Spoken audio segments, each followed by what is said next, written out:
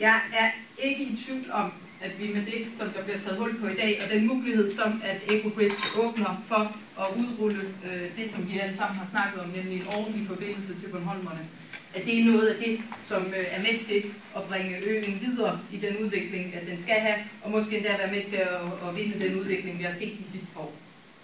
Jeg tror, at alle os, der bor, det gør jeg jo selv, uden for Rønne, ude på landet, kender den her oplevelse af, at hvis der er mere end 5 mennesker i Pjersker, der er på nettet, så går mit net ned. Det er en daglig irritationskilde, når man sådan skal sidde og arbejde. Kommunalbestyrelsen har jo effektiviseret hele deres arbejde, så alt hvad vi har af materiale, det kører jo elektronisk. Men det er altså rigtig, rigtig svært at uploade lokalplaner og så videre, når der er mere end 6 mennesker på nettet i Pjersker. Den følelse tror jeg, at rigtig mange ude på øen kender, men man kan jo sige, at det er jo bare et irritationsmoment. Og det er sådan en daglig kilde til, at man måske bliver lidt forstyrret i sit arbejde. Det der måske er mere perspektiv, eller der også er en del af det er jo hele erhvervslivet og erhvervslivets udvikling.